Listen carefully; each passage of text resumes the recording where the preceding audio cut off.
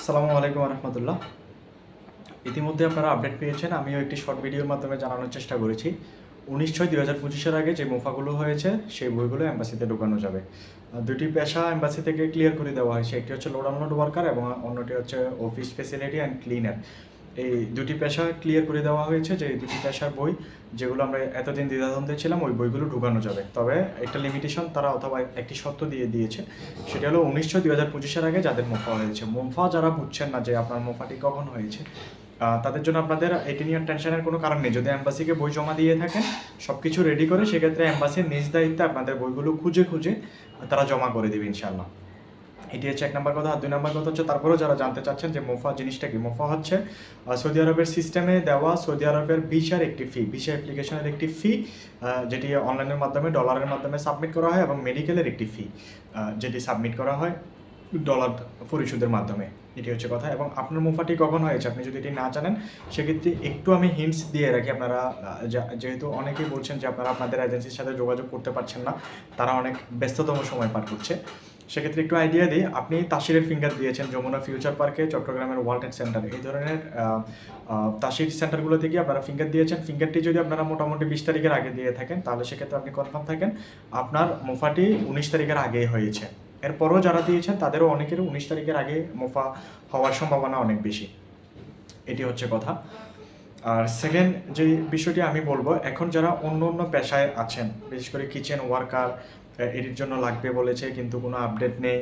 তারপর হচ্ছে packaging worker অথবা এই ধরনের কিছু কিছু পেশা রয়েছে যেগুলো সম্পর্কে কোনো আপডেট নেই, এবং এসবিপি সার্ভারে এই কোর্সগুলোও নেই তথা এই ট্রেডগুলোও নেই। এই প্রফেশনগুলোর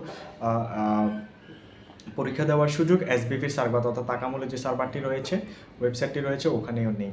সেক্ষেত্রে আমি আমার যেটি এক্সপিরিয়েন্স সেটা আমি বলতে পারি যে হয়তোবা এম্বাসিতে এই বইগুলো এজেন্সি কর্তৃক ঢুকানোর একটা চান্স থাকে, এবং আমার মনে হয় যেন যদি 19/6/2025 আগে এই ধরনের পেশাগুলোরও হয়ে থাকে যেগুলো এখানে এসবিপির ওয়েবসাইটে আসেনি, সেই পেশাগুলো এজেন্সি কর্তৃক এম্বাসিতে জমা দেওয়ার একটি চান্স থাকে, এবং আশা করা যায় হয়তো বা ভাগ্য ভালো থাকলে এই পেশাগুলোরও ভিসা লাগতে পারে। এটি হচ্ছে কথা। এখন আসা যাক যাদের মুফা 19/6/2025 পরে দেওয়া হয়েছে তাদের ব্যাপারে সিদ্ধান্ত কী, বা তাদের প্রফেশনগুলো যেগুলো এখন এসবিপি সার্ভারে আসেনি সেগুলো নিয়ে সিদ্ধান্ত কী আসতে পারে। দেখুন, সেগুলো নিয়ে আপাতত কোনো প্রকারের সিদ্ধান্ত নেই। এখন পর্যন্ত যে আপডেট নিউজটুকু আমরা পেয়েছি এতটুকুর মধ্যে সবাই সন্তুষ্ট থাকি। এটি আলহামদুলিল্লাহ একটি বড় ধরনের সিদ্ধান্ত এবং বড় ধরনের একটি ভালো খবর বলে আমার কাছে মনে হয়েছে। সুতরাং 19/6/2025 এর পরে যাদের মুফা দেওয়া হয়েছে তারা এবার অপেক্ষা করি, তাদের জন্য আশা করি একটি রাস্তা ওপেন হবে এবং একটি সিদ্ধান্ত আসবে। এটি আপাতত বলতে পারি আর কি। তো সবাইকে ধন্যবাদ। এর বাহিরে কোনো যদি প্রশ্ন থাকে আমাকে করতে পারেন, এবং সৌদি আরবের ভিসা প্রসেসিং সংক্রান্ত যদি কোনো প্রশ্ন থাকে, জটিলতা থাকে, সেটিও জানাতে পারেন। এবং আমাদের আলহামদুলিল্লাহ রিক্রুটিং লাইসেন্সে আমি কাজ করি। আমাদের লাইসেন্সেও যদি আপনারা ভিসা ওকালা করতে চান সেক্ষেত্রেও জানাবেন। আমার নাম্বার দেওয়া থাকবে কমেন্ট সেকশনে, সেখান থেকে নাম্বার সংগ্রহ করে ইনশাল্লাহ আপনারা নক দিতে পারবেন হোয়াটসঅ্যাপে, এবং আমাদের মাধ্যমে জটিলতা ছাড়া এবং বিশ্বস্ততার সাথে ইনশাল্লাহ সৌদি আরবের ভিসাগুলো প্রসেস করিয়ে নিতে পারবেন। সকলকে ধন্যবাদ। আসসালামু আলাইকুম রহমতুল্লাহ।